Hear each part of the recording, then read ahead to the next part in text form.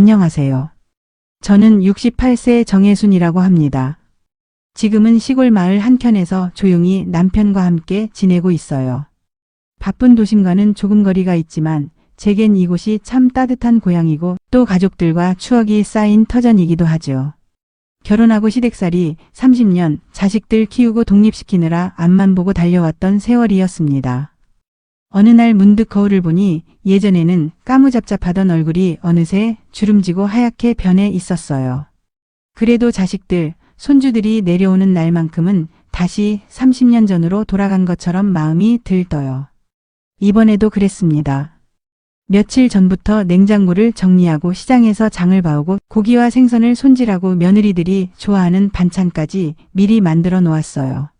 작은 손주가 알레르기가 있다는 걸 기억하고 해산물은 일부러 피했죠. 햇볕 좋은 날엔 이불을 꺼내다 널고 방 구석구석을 손수 걸레질했어요. 작은 며느리 서연 씨가 위생에 민감하다는 걸 알고 있었거든요. 이번엔 괜히 마음 상하지 않게 잘 해야지라는 생각뿐이었습니다. 마당은 남편이 정리해줬어요. 낙엽을 쓸고 아이들이 뛰어놀 자리에는 돌멩이 하나 없이 깔끔하게 비워두었죠. 그날 아침 제가 부엌에서 갈비찜을 끓일 때 아버지처럼 다정한 남편 명수 씨가 말했어요. 여보 너무 무리하지 마. 아침부터 계속 서 있잖아. 하지만 저는 웃으며 말했죠. 괜찮아. 손주들 오는 날인데 이 정도야 정성이지. 그 순간만큼은 정말 아무 걱정 없었어요. 아이들이 어릴 때처럼 밝게 웃으며 집 마당을 뛰어다닐 모습을 상상했거든요. 그저 그 모습 하나 보려고 마음을 다 쏟은 거였어요. 드디어 기다리던 날이 찾아왔습니다. 점심 무렵 마당에 익숙한 자동차 소리가 들리더니 큰아들 진혼의 가족이 먼저 도착했어요. 차에서 제일 먼저 내린 건 손주 이서였죠. 할머니 하고 달려오는데 그 짧은 순간에 제 눈가가 벌써 촉촉해졌습니다. 우리 손주 많이 컸네. 아이고 보고 싶었어. 그렇게 꼭 안아주었어요. 그 아이의 채운 웃음소리 하나하나가 제게는 선물 같았죠. 큰며느리 지연이도 밝게 인사하며 어머님 냄새가 너무 좋아요. 또 뭘 이렇게 많이 하셨어요? 라며 저를 도와주겠다고 나서더군요. 속이 다 풀리는 느낌이었어요. 그런데 오후 늦게 작은 아들 민순의 가족이 도착했을 땐 공기가 확 바뀌는 걸 느꼈습니다. 작은 며느리 서연 씨는 눈에 띄게 피곤한 얼굴이었고 인사도 조용히 툭 던지고 말았죠. 손주는 졸린 듯 엄마 손을 꼭 잡고 서 있었고요. 처음 보는 낯선 사람처럼 저를 피하더라고요. 사실 어릴 때 같이 놀던 사이인데도 아이가 저를 낯설어 한다는 게 조금 서운했어요. 그래도 오늘 하루같이 지내다 보면 괜찮겠지라고 애써 마음을 다잡았습니다. 어머님, 저희 방 어디예요? 라고. 서연 씨가 묻기에 햇볕 잘 드는 안방 옆방에 뽀송하게 이불을 준비해 두었다고 했습니다. 이불은 햇볕에 하루 종일 말렸어요. 눅눅하다는 말 다시 안 듣게 하려고요. 하지만 서연 씨는 고개만 살짝 끄덕일 뿐 고맙다는 말 한마디 없었습니다. 거기서부터 제 가슴 한켠이 서서히 무너지는 기분이었어요. 내가 괜한 기대를 한 걸까? 아니면 뭔가 또 불편했던 걸까? 저녁 식사 준비를 하면서도 내내 그 표정과 태도가 머릿속에서 떠나지 않았습니다. 정성스럽게 만든 갈비찜, 손수 담근 나박김치, 작은 손주를 위해 따로 만든 맑은 된장국. 그런데도 식탁에 앉은 서연 씨는 수저를 몇 번 뜨다 손을 놓았습니다. 아이도 음식에 손을 대지 않더군요. 아이가 고기 냄새를 싫어해요라는 말만 남기고 말없이 자리를 정리했을 때 저는 그저 조용히 부엌으로 돌아서야 했습니다. 저녁 설거지를 하며 조용히 부엌 창밖을 내다봤습니다. 큰아들 손주는 마당에서 공을 차며 신나게 놀고 있었고 남편 명수 씨는 그 아이와 함께 공을 주고받으며 환하게 웃고 있었어요. 그 모습을 보니 마음이 조금은 따뜻해졌지만 부엌에 혼자 서 있는 제 그림자는 참 쓸쓸했습니다. 작은 손주는 거실 한켠에서 태블릿을 붙잡고 있었고 서연 씨는 조용히 소파에 앉아 말없이 휴대폰만 들여다보고 있었죠. 말 한마디 없던 그녀의 모습이 자꾸 마음에 걸렸습니다. 내가 뭘 잘못했을까? 혹시 음식간이 새서 그런가? 아니면 방이 또 마음에 안 들었던 걸까 자꾸만 저 자신을 탓하게 되더군요. 그러다 민수가 조심스럽게 말을 꺼냈어요. 엄마, 그냥 좀 너무 마음 쓰지 마세요. 서연이 원래 말이 없고 조심스러워요. 그러면서 덧붙인 말이 지금도 생생합니다. 우리가 그렇게까지 서운하게 해드린 건 아니잖아요. 사람마다 성격이 다 다른 건데 죄송하다고 했잖아요. 그 말을 듣는 순간 속이 뒤집히는 기분이었어요. 그 죄송하다는 말이 정말 미안해서 나온 건지 아니면 그만하자는 뜻인지 저는 그때 비로소 깨달았습니다. 내가 너무 애쓰고 있었구나. 그리고 그 애씀은 상대에게는 부담이었을 수도 있겠구나. 그동안 며느리 비위 맞추려 조심하고 또 조심했던 제 모습이 갑자기 부끄러워졌습니다. 하지만 그보다 더 아픈 건 제 진심이 아무 의미 없이 흘러가 버렸다는 사실이었습니다. 잠시 거실에 앉아 TV를 켜놓고 있었지만 눈은 화면에 가지 않고 마음은 자꾸만 어딘가 허전한 데를 헤매더군요. 그래, 이제 기대는 하지 말자. 더 바라지도 말자. 내가 먼저 내려놔야겠구나. 그렇게 마음속에서 무언가를 조용히 접었습니다. 한참 후 남편이 제 옆에 앉아 조용히 제 손을 잡아주었어요. 아무 말 없던 그 손길이 어쩌면 그날 받은 상처 중 유일한 위로였는지도 모릅니다. 그날 밤 모든 가족이 잠든 시간. 저는 혼자 조용히 마루에 앉아 있었습니다. 텔레비전도 라디오도 켜지 않은 채 그냥 가만히 앉아 있었어요. 거실의 어둠 속에서 들려오는 건 냉장고 돌아가는 소리와 벽시계 초침 소리뿐이었죠. 마음속에서는 수많은 생각이 맴돌았습니다. 왜 이렇게 됐을까? 내가 뭘 잘못했을까? 아니면 그냥 너무 바라서 그런 걸까? 그런데 곰곰이 생각해보니 제 잘못만은 아니었습니다. 가족이란 이름 아래에서 저는 너무 많은 걸 혼자 감당하고 있었던 거예요. 애써 맞추고 참아주고 또 미리 배려해주면서도 한 번도 저 자신을 돌아본 적이 없었습니다. 그저 시어머니니까 그래야 한다는 말에 익숙해져 있었던 거죠. 그리고 그 순간 저는 마음속 깊이 결심했습니다. 이제는 나도 나를 지켜야겠다. 이제는 더 이상 상처받지 않겠다. 다음 날 아침 작은 아들 민수가 다시 말을 꺼냈습니다. 엄마, 어제는 좀 서운하셨죠? 근데 우리도 요즘 일이 많아서 그래요. 저는 조용히 고개를 끄덕이며 말했죠. 알겠다. 그러니까 이제는 굳이 내려오지 않아도 된다. 민수야네는 다음부터 그냥 집에서 편하게 보내라. 아들의 얼굴이 잠시 얼어붙었습니다. 그러자 며느리 서연 씨도 뭔가 눈치를 채고는 고개를 숙였습니다. 여기까지 오는 것도 번거롭고 피곤하잖아. 여기 와서도 함께하지 않는데 못하러 내려오니? 그냥 안부 전화만 가끔 하자. 제 목소리는 담담했지만 그 안엔 오랜 시간 쌓인 감정이 담겨 있었습니다. 민수는 그저 말없이 고개를 끄덕였고 서연 씨도 아무 말 없었습니다. 그 순간 저는 오히려 마음이 편해졌습니다. 억지로 이어가는 가족의 모습보다는 서로의 방식대로 거리를 두는 것도 나쁘지 않다는 걸 깨달았거든요. 그렇게 저는 마음속으로 이제 정말 그만 기대하자고 조용히 정리했습니다. 그리고 그날 이후로 제 삶에도 조금씩 새로운 평온이 찾아오기 시작했습니다. 며칠이 지나고 아이들이 떠난 집은 다시 조용해졌습니다. 마당에 남겨진 작은 신발 자국들, 정리되지 않은 장난감 하나까지도 왠지 모르게 쓸쓸하게 느껴졌죠.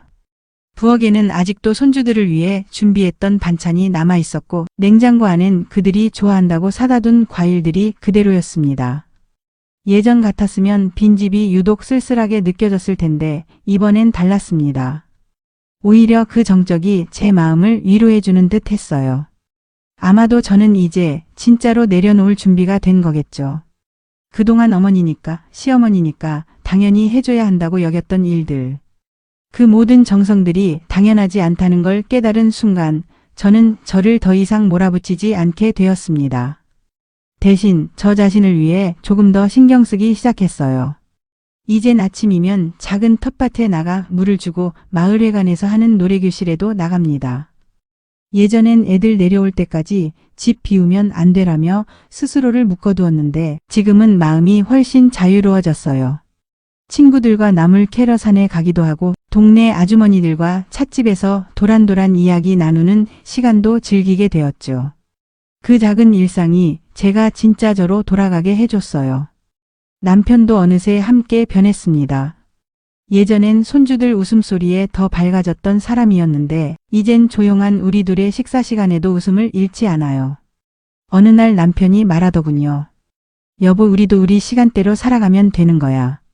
더 이상 무리하지 말고. 그 말이 얼마나 따뜻하게 들리던지 눈물이 찔끔 날 뻔했어요. 나이 들어가며 배워야 할 건 참 많습니다. 그리고 그중 하나는 기대는 줄이고 내 마음은 지키는 것이라는 걸 이젠 조금 알 것 같습니다. 세상이 변하듯 가족의 모습도 변해가고 관계도 그 흐름에 따라 달라져야 하는 거겠지요. 그리고 그걸 받아들이는 게 어쩌면 가장 지혜로운 어른의 모습일지도 모릅니다. 그렇게 마음을 내려놓고 나니 신기하게도 주변의 작은 일상들이 더 선명하게 보이기 시작했습니다. 아침이면 남편과 함께 마당에 나가 따뜻한 햇살을 받으며 커피 한 잔을 마셨고 오후엔 골목길 따라 피어나는 봄꽃을 보며 산책을 했죠. 한때는 그 시간조차 손주들 간식 준비하고 청소하느라 미뤘던 순간들이었어요. 이젠 그런 일상이 오히려 저를 더 단단하게 만들고 있다는 걸 느낍니다. 그러던 어느 날이었어요. 큰며느리 지연 씨에게서 문자가 왔어요. 어머님, 지난번 너무 잘 챙겨주셔서 감사했어요. 진호가 요즘 할머니 보고 싶다고 해요. 다음엔 저희만 먼저 내려가도 될까요? 그 짧은 문장을 읽는 순간 마음 한구석이 찡해지더라고요. 사실 큰며느리도 처음부터 저와 잘 지낸 건 아니었어요. 서툴고 조심스럽게 다가오던 시절이 있었고 저도 낯설었던 때가 있었죠. 그런데 이렇게 서로 마음을 열고 배려하며 다가온 시간이 결국 우리 사이를 따뜻하게 만들어준 거예요. 문득 작은 며느리 서연 씨도 그럴 수 있겠다는 생각이 들었습니다. 지금은 아직 거리감이 있지만 언젠가 시간이 흐르면 그 아이도 제 진심을 느껴줄 날이 오지 않을까 싶었죠. 제가 급히 다가가려 했던 걸 반성도 했습니다. 그저 조금 더 느긋하게 기다려보면 되는 거였는지도 모릅니다. 사람마다 온도가 다르고 걸음의 속도도 다르니까요. 그리고 그것을 인정하는 것, 바로 그게 진짜 어른스러움 아닐까 싶었습니다. 그날 저는 평소보다 일찍 잠자리에 들었습니다. 그런데 눈을 감고 누워있으니 손주 이서가 달려와 제 품에 안기던 모습이 자꾸 떠오르더라고요. 할머니 또 올게요. 갈비찜 최고야. 그 말 한마디가 그날의 피로와 상처를 모두 씻어주는 듯 했습니다. 마음이 참 이상하죠. 누구에게는 작은 표현 하나가 누군가에겐 긴 시간의 위로가 되기도 하니까요. 그날 밤 저는 이렇게 다짐했어요. 그래, 나도 이젠 내 속도대로 살자. 서운하면 서운하다고 느끼고 기쁘면 기쁘다고 표현하면서 있는 그대로 나를 아껴주자. 며칠 후 마을회관에서 열리는 노년기 마음 건강 강좌에 참석하게 됐습니다. 강사님이 말하셨죠. 사람에게 가장 큰 외로움은 마음을 줬는데 돌아오지 않을 때입니다. 하지만 그 외로움을 이겨내는 힘은 결국 내 안에 있습니다. 그 말을 듣는데 제 마음을 누군가 들여다본 듯 울컥했습니다. 그동안 나는 정말 많은 걸 주고 있었어요. 음식을 준비하고 집을 치우고 말 한마디 행동 하나까지 신경 써가며 가족이라는 이름 아래서 온 힘을 다해 살아왔죠. 그런데 그게 사랑이었는지 집착이었는지 인정받고 싶은 마음이었는지 이제는 헷갈리기도 합니다. 하지만 분명한 건 그 어떤 감정이었든 저는 진심이었다는 겁니다. 그러니 상처받은 것도 당연했고 실망한 것도 너무나 인간적인 일이었죠. 강의가 끝난 후 저는 다른 분들과 따뜻한 차를 나눠 마시며 이야기를 나눴습니다. 어떤 분은 며느리와 연락을 1년에 몇 번밖에 안 한다며 처음엔 그게 서운했지만 이젠 편해졌다고 하시더군요. 또 다른 분은 아들과 연락이 끊겼다가 손주가 성인이 돼 먼저 찾아와 다시 인연을 잇게 되었다고 하셨고요. 이야기를 들으면 들을수록 마음이 한결 편안해졌습니다. 나만 그런 게 아니었고 모두가 누군가와의 관계 속에서 나름의 상처를 끌어안고 살아가고 있다는 걸 느꼈어요. 그 이후 저는 정혜순이라는 제 이름을 더 자주 떠올리기로 했습니다. 엄마, 시어머니, 할머니라는 이름도 소중하지만 결국 제 인생의 중심은 나여야 하니까요. 아침엔 나를 위해 따뜻한 차를 한 잔 타 마시고 햇살 좋은 날엔 좋아하는 라디오를 틀어놓고 싱크대 앞에서 콧노래도 부릅니다. 삶이 거창할 필요는 없더라고요.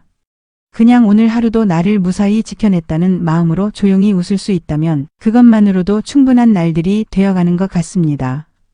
그리고 저는 믿습니다. 언젠가 작은 며느리 서연 씨도 지금은 표현이 서툴 뿐 마음은 다르지 않다는 걸 보여주는 날이 오겠지요. 그날을 기다릴 여유가 지금 제 안엔 충분히 자라고 있습니다.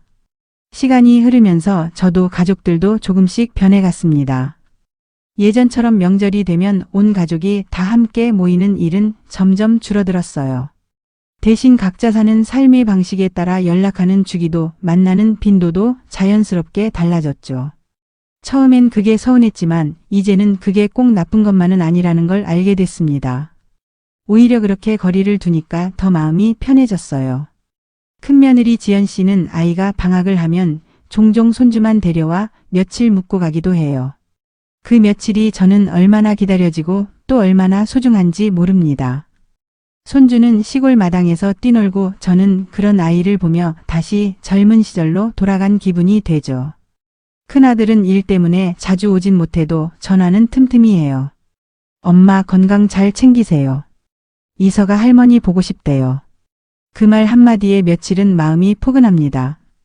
작은아들 민수와 서연 씨는 여전히 자주 오진 않아요. 안부 전화는 가끔 옵니다.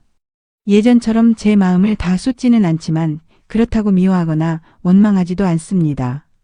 이제는 받아들이는 법을 배운 거죠. 서연 씨는 여전히 조심스럽고 무뚝뚝하지만 간혹 보내오는 문자 속에는 나름의 배려가 담겨 있더라고요.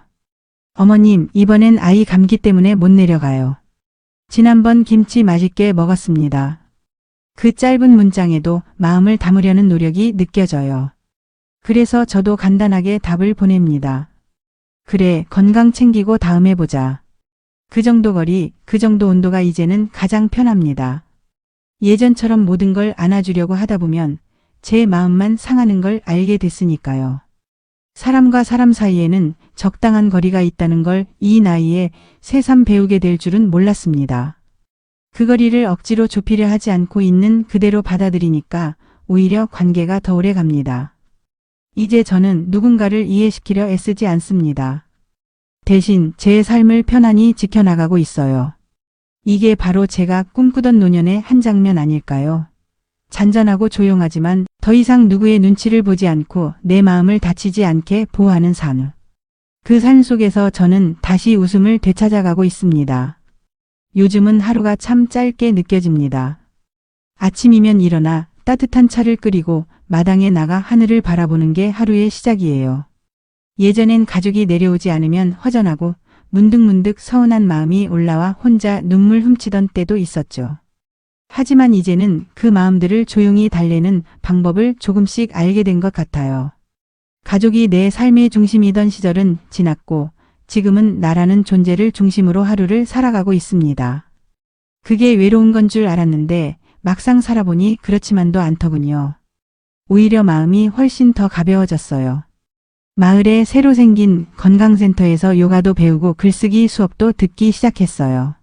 시어머니도 할머니도 아닌 정혜순이라는 이름으로 불리우는 시간이 생기니까 스스로를 더 아껴주게 되더라고요. 처음엔 손이 떨려 펜을 잡는 것도 어색했는데 이제는 글을 쓰며 지난 인생을 정리하는 재미에 빠졌습니다. 나중에 손주가 크면 할머니가 쓴 이야기책을 한 권 전해주고 싶다는 생각도 들어요. 이건 내가 살아온 시간의 흔적이고 가족이라는 이름으로부터 배운 인생의 진심이 담긴 이야기니까요. 남편과도 사이가 더 깊어졌습니다. 예전엔 아이들 이야기로 늘 바빴는데 요즘은 둘이 손잡고 장을 보러 다니고 간단한 산책도 함께해요. 남편이 가끔 그러더군요. 우린 이제야 진짜 부부 같아졌어. 그 말을 들을 때면 참 고맙고 미안하고 여러 감정이 복잡하게 얽힙니다. 그렇게 우리는 이제 우리 둘만의 평화를 살아가고 있어요. 그리고 가끔 생각합니다. 내가 너무 먼저 서운해하지 않았다면 조금만 더 기다려줬다면 어땠을까? 하지만 그 또한 지나온 시간 속에서 꼭 필요했던 감정이었겠죠. 마음을 다 주었기에 아팠고 아팠기에 다시 나를 찾을 수 있었던 거니까요. 지금의 나는 그 상처 덕분에 더 단단해졌고 더 깊은 이해와 여유를 배운 사람입니다. 손주들이 할머니를 떠올릴 때 꼭 웃음이 떠오르는 사람이 되고 싶어요. 억지로 다가가는 사람 말고 편안하게 머물 수 있는 사람으로 기억되기를 바랍니다. 그것이 제가 지금 걸어가는 노년의 목표이자 새로운 시작입니다. 이제는 어떤 계절이 와도 그저 그 계절이 주는 느낌을 편안하게 받아들이게 되었습니다. 봄이 오면 꽃이 피듯이 제 삶에도 다시금 웃음이 피어나고 있어요. 누군가를 향한 서운함으로 하루를 시작하던 시절은 지나갔고 지금은 저를 위한 하루가 얼마나 소중한지를 느끼며 살아갑니다. 손주가 보고 싶을 때는 사진첩을 꺼내 그 해맑은 얼굴을 보며 혼자 웃기도 하고 큰며느리와 통화하며 이런저런 이야기를 나누는 소소한 시간에도 따뜻함을 느낍니다. 문득 작은 며느리 서연 씨 생각도 종종 납니다. 아직도 거리감은 있지만 그 아이 나름대로 저를 이해하려 노력하고 있다는 걸 이제는 알 것 같아요. 누구나 자기 방식이 있고 감정의 표현도 다르다는 걸 받아들이게 되니까 예전처럼 조급하게 다가가지 않게 되더라고요. 어쩌면 언젠가 조용히 저에게 먼저 다가올지도 모르겠죠. 그날이 온다면 저는 환하게 웃으며 말할 거예요. 그래, 너도 참 많이 애썼구나.